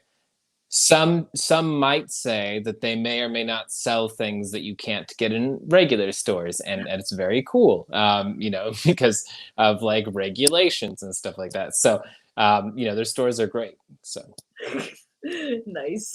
So no condoms. Okay, got it. no, they don't sell. I've never seen them sell condoms. Actually, that's funny that you said that. Yeah, I don't know why. Don't know why. No, you have to. The Lord gave you, you know, said be fruitful and multiply. He did. He said that. Literally, and He they left me a do. note. He left me a note. It was in my journal, and I was just like, okay, I'll multiply. You got it. I'm listening to God here. I'm just a guy. Yeah. Oh, Denise's birthday is coming up July 3rd. July babies are the best, in my opinion, because my little baby was born July 6th. Happy early birthday to Denise Cole and to her daughter. That's right after in July 5th. That's Yeah. awesome. It's wild how much Cancerian energy all conglomerated here, even with Cancer risings. There's sort of like that. Isn't there that one island where there's like all of the crabs? There's like millions of them, and that one time of the year they wake up and they all head towards the water. Like that's kind of what this feels like right now. Like we're in the middle of that. Yeah. And then Talia Green's birthday is today. Happy birthday, Talia. Happy birthday. All right. So let's move on to J-Lo. So J-Lo, let me know. So we're going to just do yours. Let us know your sun, moon, and rising, J-Lo, so that we can get yours done since Miss Nancy's not here yet, okay? So sun, moon, and rising, please. And let me know. So go ahead after you type that in. I want you to create a circle of protection around you, and so that I can do your quick energy eval. Let me know when you're ready with that, okay? Ooh. So hers is Taurus sun, Libra moon, and Gemini rising. That's a good combination, actually. It's a great combo. Yeah. You got two Venusian influences. Holy moly. I know. I was about to say. It's funny because my fiance, he's a Aquarius sun, Taurus moon, and Libra rising. So he has two Venusian influences too, but his Venus is in Pisces. That's great. That's amazing. I like it. I like it. Yeah. Awesome. All right. And then we have both Jupiter and Capricorn. Does he have Venus on your moon? Is it So my moon, conjunct? I haven't checked. I wonder. I haven't checked. It would explain so much if it was. Right? Like Yeah. why we're like goofballs and we like each other. Exactly. And we like, even if we're mad at each other, we still like make fun of each other. Like Yeah. we're just like, get over it quick. I could definitely see that. All right. So you're ready. Okay, J-Lo. So I'm gonna go ahead and connect to you now. And let's see what we got. Ooh. So there's like, I see sea foam. I see, well, of course, Venus shows up. Okay, so this is Aphrodite showing up, okay, in the sea foam, manifested from the sea foam. I see little bubbles bubbling up in water. So there is a kind of a lot of emotions around romantic connections that I'm seeing. That's why she's here. Let's look at, so she's pointing at the sacral, she's pointing at your heart. She's also pointing at your root chakra as well, okay? So let's go ahead and see. So beyond the sea foam, beyond, let's look at your auric field. So there are a lot of pink energy. So that's a conditional love energy. Then we also have yellow, and then we also have green. And so it's kind of like a very exciting new opportunity, or possibly a very exciting new relationship coming in. That's what I'm hearing from her. I don't know if you're flirting with people right now, but it seems like you're in a very flirty mood. It seems like you're in a very like, oh, I feel good, therefore I'm gonna spread my love. You know, I feel good, I look good, I'm gonna spread it out to the world, so that love energy. And that's awesome too. Very sensual energy too, because you're attracting people too. So I don't know if you've been overly, if people are overly DMing you right now, like messing with you, like flirting with you in your DMs, or sending you like stuff or whatever. It just feels like you're being like bombarded with a lot of like that as well. Like a lot of men like, hey girl, what's up? You know? Let me see. All right, so in the root, we are seeing an energy of expansion here. Okay, we're seeing the energy of a foundation of building a life. Okay, and this is something that you've desired for a very long time, building a life, building a foundation, being fortified in your relationships to a romantic partner. Um, and we're also seeing that with the sacral interaction as well, with the I'm ready for it, I'm ready for this energy, right? I'm ready to create with a partner, I'm ready to be one with a partner, things like that. Okay, and then we're also seeing that in the heart space, as you're spreading that love out, you're spreading unconditional love to the world, and because you feel the unconditional love within you too, you know, and you're just like, I feel good, I look good, and I love everyone. That's how I'm sensing you. You're like, everybody love everybody type of energy, because it's like as soon as Cancer season struck, like you're just like, oh, I feel so sensitive, and then all of a sudden you're just like, I love everybody, I just love everyone, I want everybody to be happy. So that compassion boost of Cancer energy definitely is assisting you with that. Okay, so then we have a lot of activity in the third eye, especially kind of like on the left side, and well, actually both left and right lobe, and so we're seeing that merger of both the scientific mind as well as the psychic mind come together. Okay, and so a lot of the things that you're perceiving out there, you're seeing it through this lens of like you're analyzing it as well as you're sensing it, right? Energetically speaking, like even though you see it, you still want to kind of like dig deeper into it. So that's one of your advanced or enhanced abilities right now through the Cancer season, is that you know when someone interacts with you, whether or not you should trust them, whether or not you should even open their message. Like you just know right away, like, why am I sensing I shouldn't open this message? And then you're like analyzing, okay, then this guy is probably this. That's why I'm sensing delete, you know? And so that's what you're doing. So like you're very much doing that with people you're interacting with in the actual physical realm too, with your loved ones, with your friends, and things like that. See, so you're very in tuned right now because of this season. Okay. So yeah, there's a lot of love that you're spreading. Love, love, love. I love everybody. Well, that's good. That's good though. All right. So that, yeah, so Aphrodite says, just let yourself be, you know, share with the world your sensuality, your love, your beauty. Share with the world everything that you want in a partner, because that partner is here. Okay, so let's see what else. and allow that to flow because your emotions are definitely dictating this too. Allow that to expand, okay? All right, JLo, that's all I have for you. So we're disconnecting, cleansing, and clearing, and closing all portals. Okay. Yeah, it's funny because when you started talking about that, and especially when it comes to sensuality, there's so much fire right now overpowering these water placements or these water houses for this chart in particular.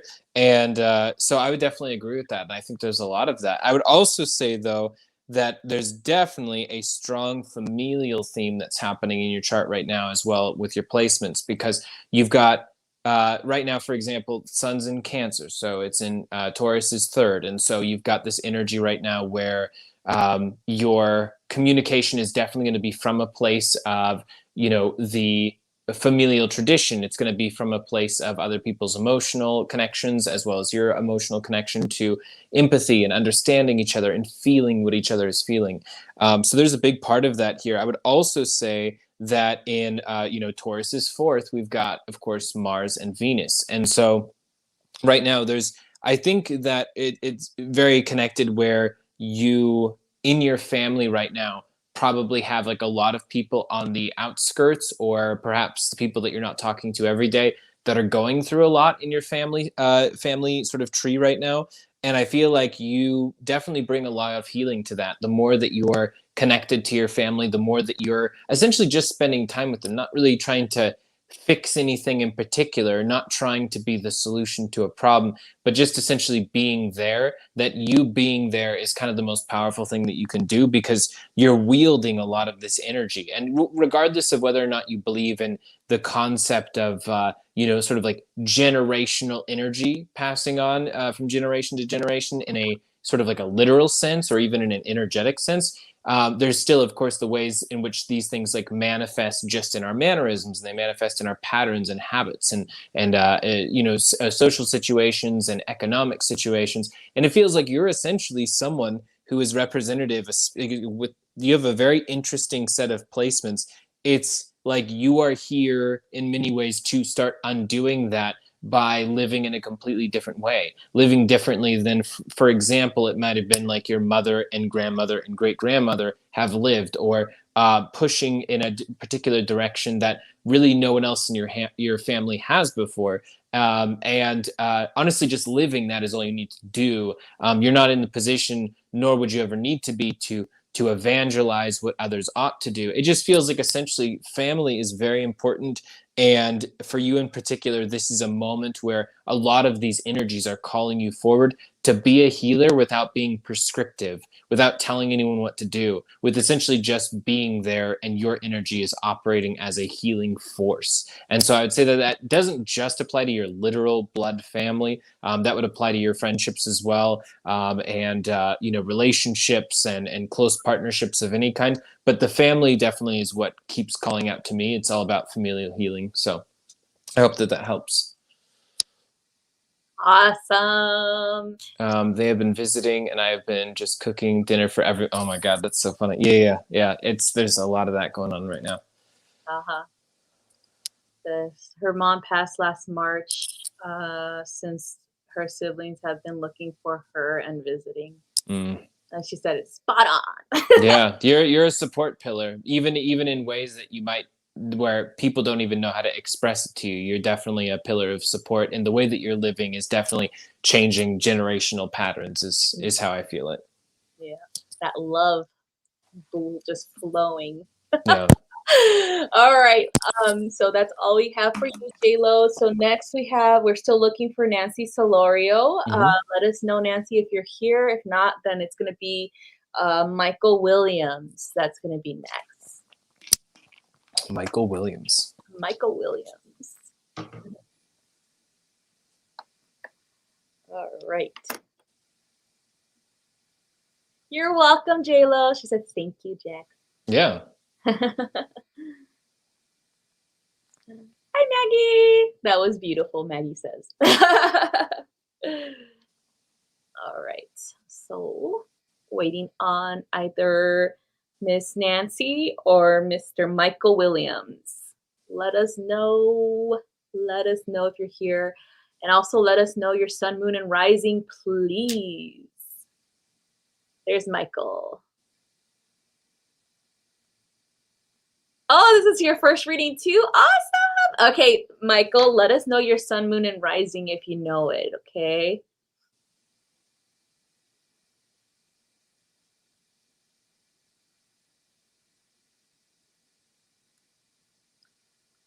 So his first reading, huh?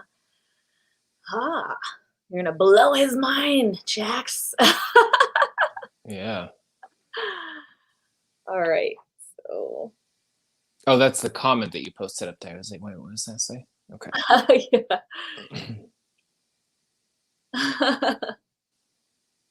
Hint, hint. All right, so sun, moon, and rising, and so, ooh, interesting combination. Aries, Sun, Sag, Moon, Taurus, Rising. Oh I wow. love Yeah. it. We've got tons of couplets today of Sag and Aries together. Yeah, that too, huh? We had several people. I think this one's Aqua Sun, Sag Moon, Taurus Rising. Aqua Sun, Sag Moon, Taurus Rising. Taurus Rising. I love Aquariuses. It's my favorite. Aquariuses are so interesting. They're My so fun. faves. My faves. Yeah. Ah, thank you, Maggie. All right, so Michael, I need you to create a circle of protection around you. So just go, I create a circle of protection around me now, and I welcome in my guides of love and light. And I give permission to Ari to evaluate my energy field so that you could just say that out loud and you should be good. And let me know when you're ready, okay?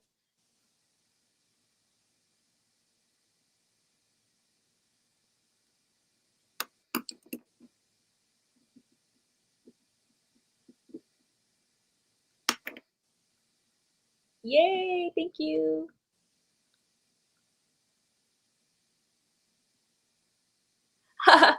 His Michael says that his Venus is also in Pisces, like Zach's. Oh, it's a good one. Love it. So imaginative, the Venus and Pisces, like Yeah. ultra romantics, and they'll do the most like imaginative thing to make you feel special and things. It's just like you don't even expect it. Yeah. I love it.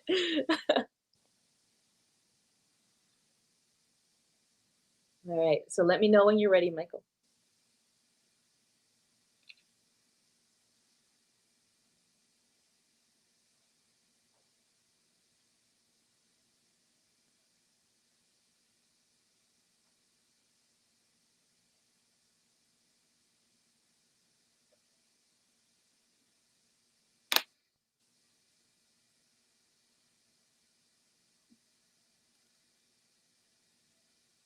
And before you start, is Michael the last person on the list? No, we have Talia Green, and we're Okay. still waiting on Miss Nancy Solario. Okay, I was about to say, well, why don't we try and do Michael and Talia, because I know that my phone is going to be dying here relatively soon. Okay. So I didn't even expect that we were going to be on this line. It's not a problem or anything. I didn't even plan for that. It's okay. That Libra, of course. Right? Well, we're All right, Michael. So I'm going to go ahead and begin. Okay. So I'm going to connect to you now.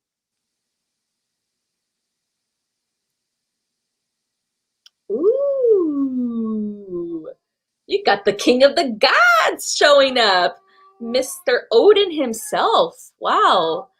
Okay, so because I saw like little missing the eye or whatever, so we have Odin energy around you. Sorry, that's my cat. He's high on catnip right now. Let's see. Let's look at your energy field.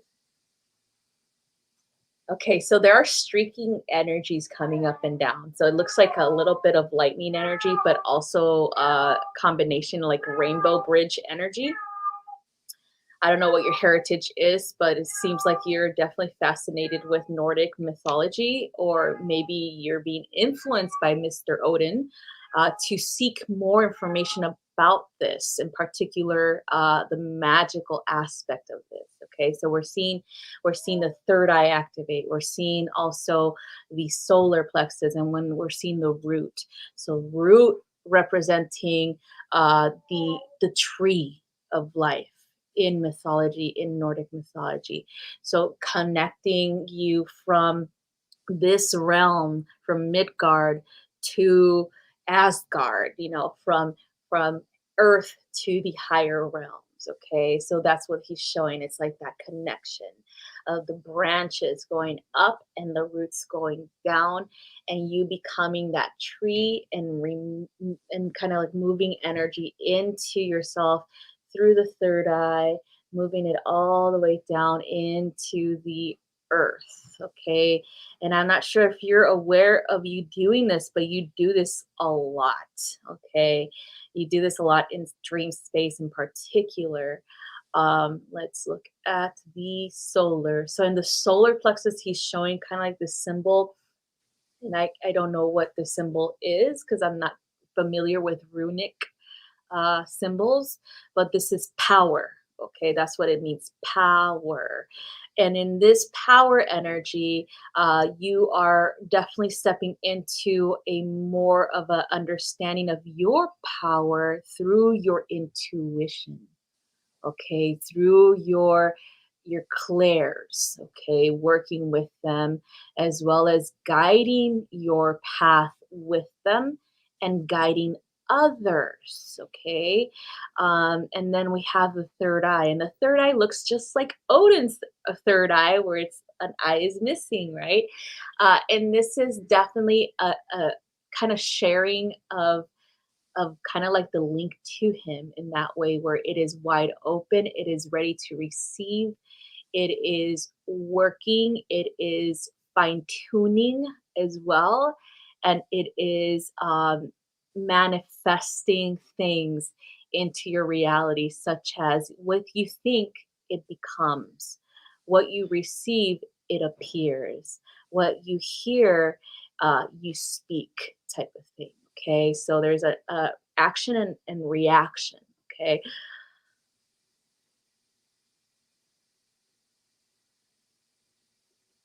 so with this energy, because there's such sensitivity in your energy field, we tend to attract people, and not necessarily the right people sometimes, but this is because you have to learn. You have to learn from these people. You have to learn more about yourself.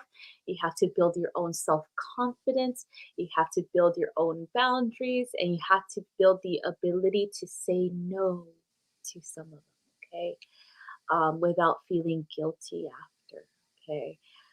When you think about you stepping into a leadership position in particular, you're going to find this is going to be much more easier if you start doing it now, and then when you step into this leadership role, then it's going to be just easier to just be like, no, not today. Okay, um so becoming the all father, pretty much, like telling people what to do and who you're going to help and who you're not going to interact with anymore. Okay.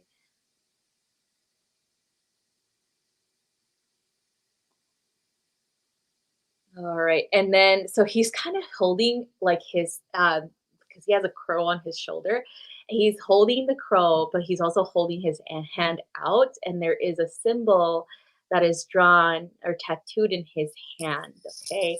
And this is like kind of like telling you you use your hands. You're using your hands as well as the crow that is feeding you information. Using it for information, for evaluation, and for actually creation of things. I don't know if you're making things with your hands or something, but he's saying use your hands to create your reality. All right, to download drawing, painting, clay work, music. Okay, what you're downloading from the crow spirit, what you're downloading from the higher realms. Allow yourself to create it with your hands, okay? Mold it into existence like Odin has molded us into existence. That's what he says. Let's see.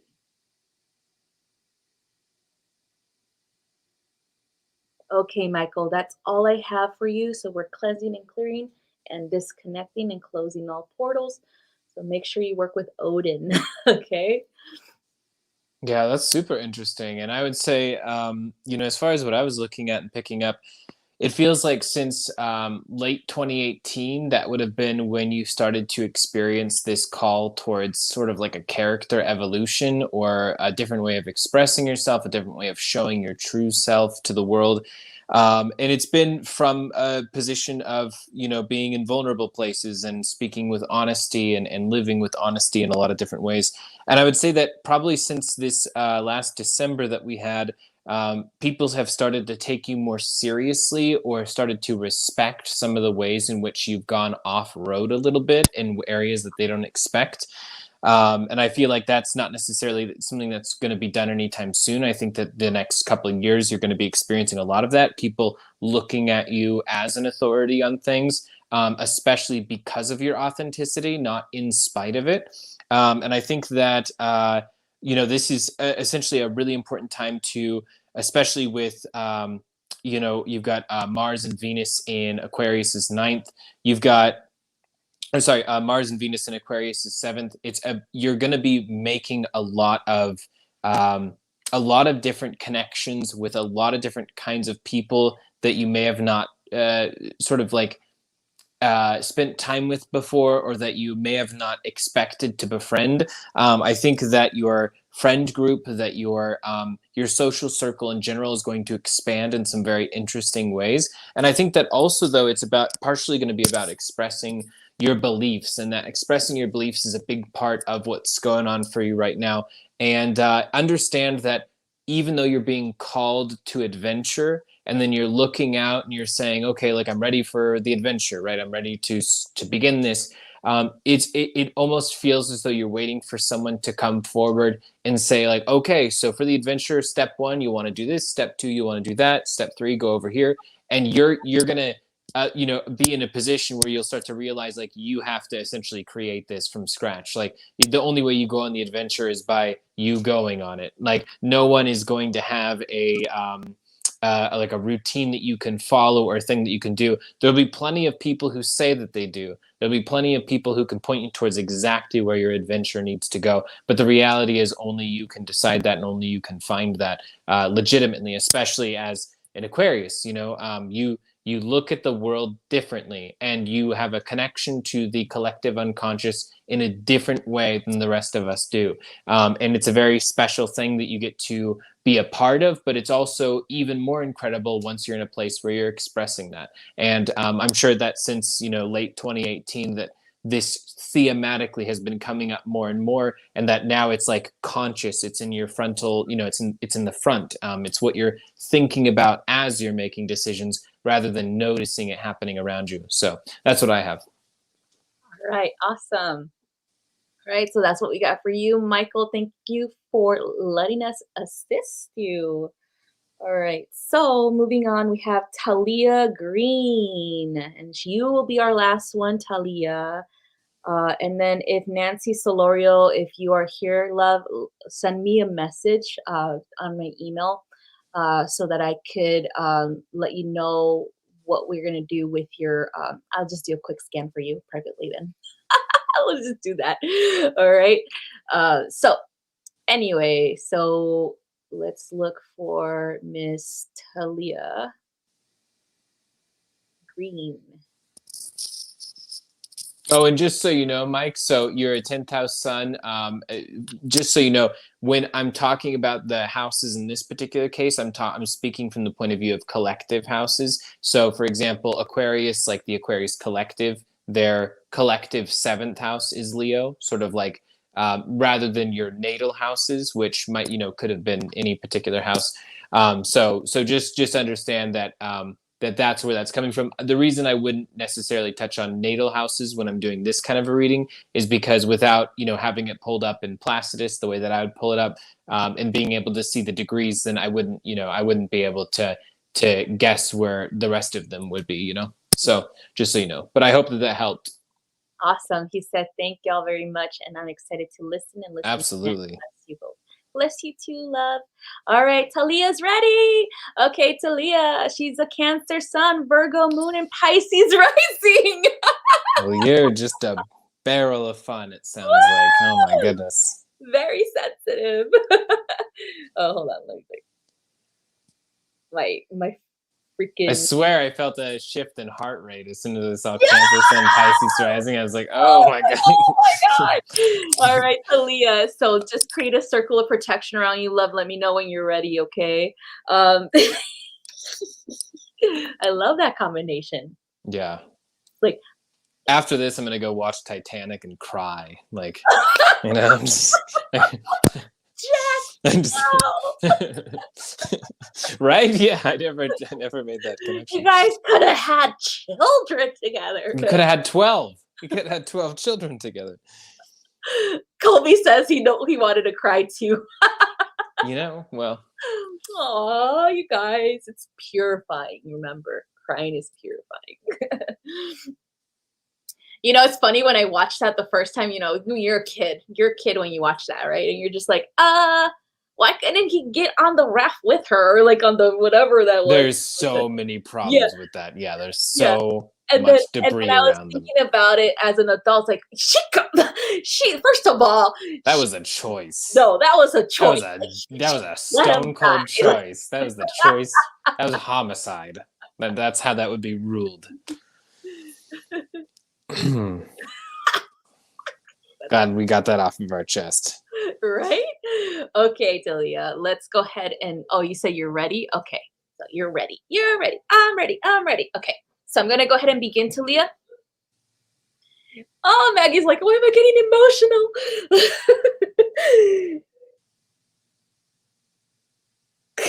emotional? This turned halfway into a chart roasting session. Right. All right, let's go ahead and start, Talia. So I'm going to go ahead and connect to you now, hun.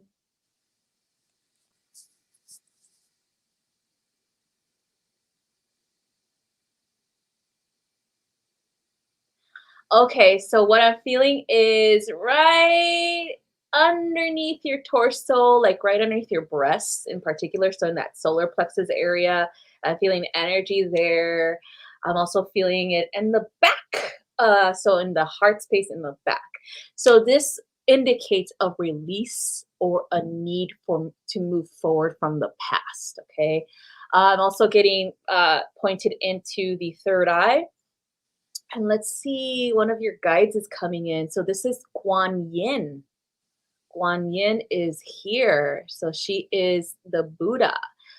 She's also a very beautiful, unconditional love goddess. In Kuan Yin's legend, she decided when she was in the middle of ascension, she decided to stay and remain because she loved humanity so much that she decided to stay and remain until we all could ascend too. Okay. And so she's kind of in so many ways, and I would say sacrificing herself for others, right?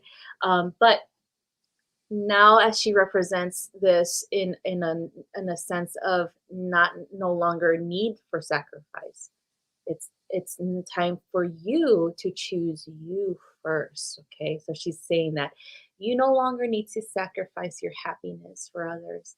It is time for you to choose you first. Okay, and so that's where that indicator from the heart space behind you, where that energy is being left behind.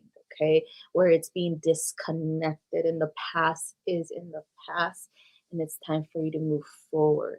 Okay, I'm also sensing energy in the solar plexus as well as in the sacral energy.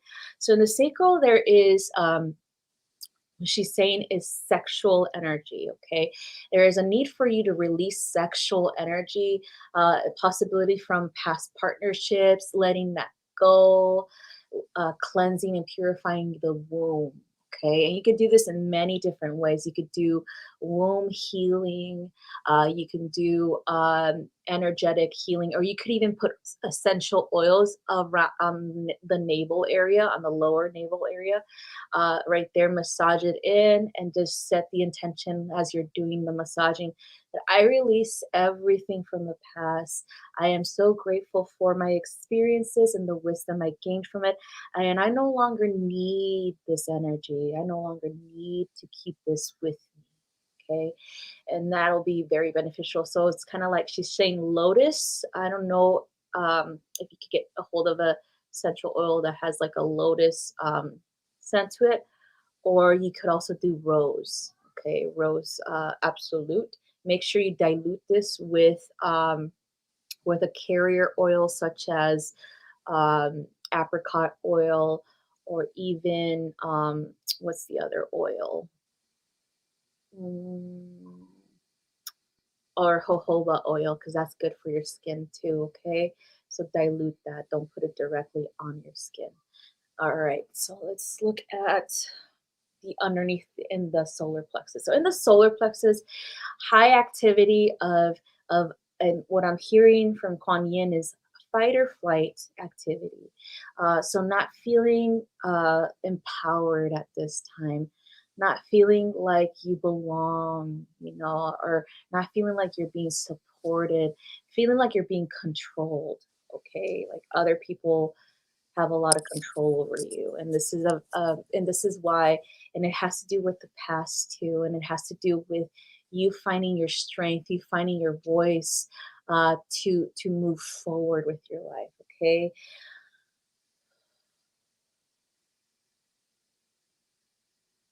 and then we're looking at the heart space in the front now. So in the front, the expression of love, unconditional love, is definitely there. You definitely love people, but now it's time for you to receive unconditional love in return. Okay, so if you're not feeling that unconditional love coming in from those around you, any family members, any partners, any friends, then it's time for you to make those choices as to how you want people to treat you, how you want to express this to them. Okay, it's very important for you not to hold back your emotions, not to hold back how you feel. It is very important for you to communicate this to people so that they cannot try to say things such as anything that'll, take advantage of you, or anything that'll make you feel like your feelings are not valid. Okay, very important for you to express this. Okay, and your intuition too, because your feelings and your intuition go hand in hand. Then we have the third eye, the intuition is definitely there. It's definitely on overdrive here. The sensations, the information, the dreams, okay, things like that. And sometimes the doubt comes from that Virgo telling you, is it real? Is it not? Is it real? Is it not? Right? And let Cancer energy assist you with this. Let your Piscean energy assist you with belief in yourself and your abilities and your intuition, and become empowered once more. Okay. So Kuan Yin, working with Kuan Yin will be very beneficial for you to help you with the healing process, to help you become more empowered, become more independent, and just share your knowledge, share your wisdom, speak your truth to those that need to hear it. Okay. All right, love, that's all I have for you. I am cleansing, clearing, disconnecting, and grounding, and closing all portals. Yeah, and it's interesting. One of the last things you had brought up was the connection between feelings and intuition. Essentially, with your placements right now, it feels like you are insanely psychic. Like you're just like essentially tapped into your intuition, tapped into even what you might call like prophecy, or tapped into almost like a gradient scale of the collective consciousness, like throughout time, like back and forward, at least in the way that we conceptualize time. I feel like you know how a lot of situations are going to end before that they do, and not even necessarily bad things, but you'll know the results of so many things before that they happen. And there might be part of you that almost questions, like, if you're just getting lucky, or if there's some sort of just series of coincidences going on here. But I swear, this is like an incredibly psychic time for you right now. So I would say listen to that. And then I would also say, with Palace in your rising sign, it's like you probably say things that change other people's lives in a spiritual and kind of zen way without ever intending to, all the time, where you'll say something that from your point of view is just as simple as, just a detail. You're just expressing essentially what you think about it, or what you just kind of pick up right off the cuff. And the funny thing is, this is having like long-term lasting effects on other people's destiny. And I feel like that even equates over to like Chiron and Aries. So, you've got this energy in Cancer's 10th, where people question their ability to expand and to go off and do something. And you give them encouragement, and you mean well when you do it, but it's like you didn't necessarily know it would have like that much impact, but it ends up having a ton of impact on them. So just essentially, all in all, don't underestimate yourself in essentially any way in your life right now. Literally assume that what you're doing is the equivalent to greatness, because you know how to avoid stepping into the over egotistical potentiality of that. Not to become um, sort of like absurdly obsessed with yourself or something like that. But at the same time, give yourself credit where credit's due. Assume the best. Assume that what you're bringing to the table is, like a lot, and it's more than it ever has been before in so many different psychological, emotional, and psychic ways. It just feels like you are bringing serious power into any relationship or friendship that you have right now, to any familial connection, to anything. You're bringing a lot of just a lot of person. You're bringing a lot of spirit, and you're bringing a lot of genuine love into that. So just respect yourself, and remember that that's what you're bringing, and don't compare only the areas where you feel like you're falling short to other people. Rather, instead, like, compare the whole situation, tell the whole story, and listen to that. So anyways, I hope that helps. Yeah.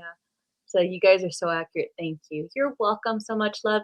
Don't let anybody tell you that what you're feeling is invalid. Okay. I think this is one of the most difficult things us as humans need to really, really understand. Like, there are people who feel and sense things beyond what is, we can visualize, right? What we can see there. And you're one of them. And so when people tell you, what are you talking about, you're crazy, or that doesn't make any sense, or why would I think that, they are just not seeing things the way that you are. And there's nothing wrong with that. You don't have to force them to see, because you see it. And that's the proof that you need. Okay. The intuition is so strong with you. You don't need the validation. Okay. And this is something really important for everyone to understand. We don't need to be validated from others who cannot see the way that we see the world. Okay. We just need to be respectful. They need to respect us. We need to set boundaries if they don't. Okay. Very, very important, Talia. Okay. All right.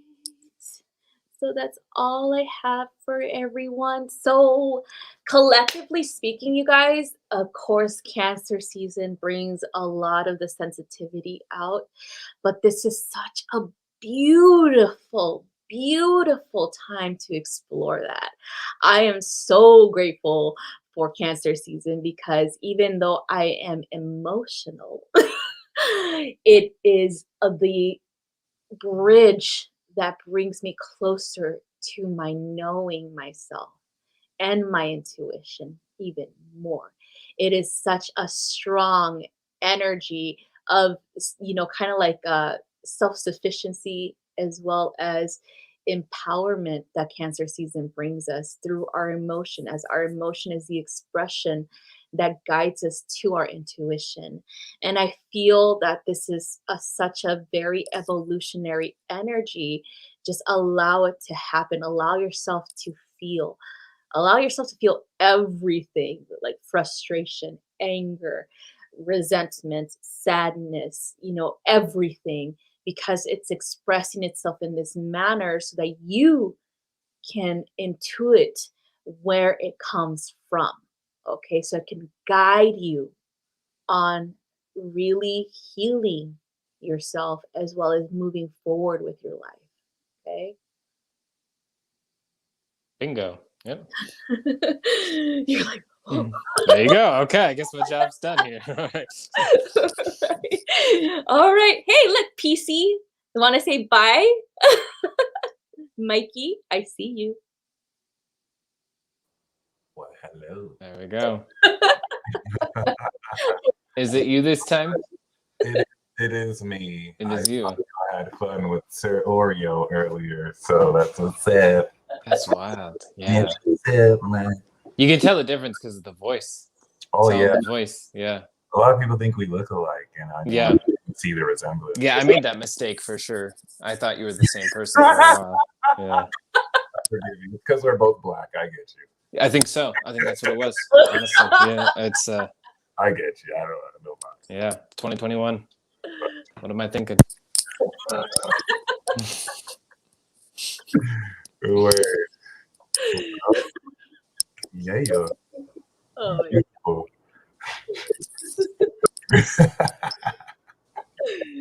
I love you guys so much. Yeah, that was fun.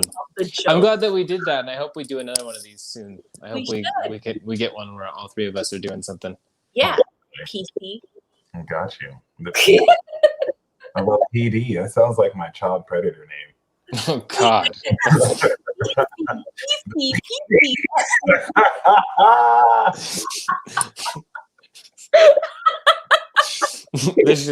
None of us should have a child predator name. You're right. Yeah.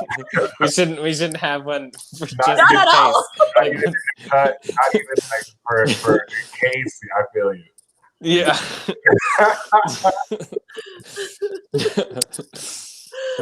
I said PC, not PD. The PD. I like PC. PC sounds cool. PC with a Y at the end instead of peace. Yeah, it's like peachy. Yeah. I love it. Pink cheeks. Okay, all right, I'm done.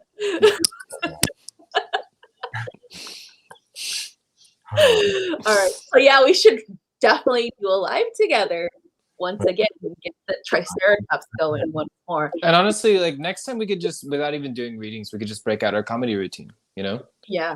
Like just the one that we've been working on in secret. Yeah. Of course. Like just do our stand-up. Like And I think it's time we unveil it to the world. No one knows what it really is. Yeah. Oh my God, that's amazing. Colby says pea stealer.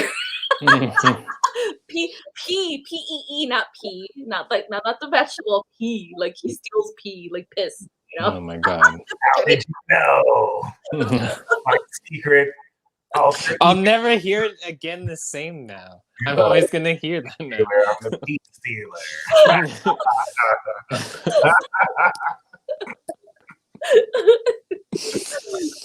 You're welcome, Denise. Love you so much. Oh my God. All right. Okay, so we're all done, you guys. Thank you guys for being here and for, keeping the vibes high. Trigger warn. I'm just kidding. I see what you did there. Your face like switched. As soon as I said it. Don't mention. Oh my God. No. Let's keep the frequencies tall. Yes. Let's keep the frequencies tall. Let's Let's get some of those. Let's just get some of those tall frequencies up in here. All right.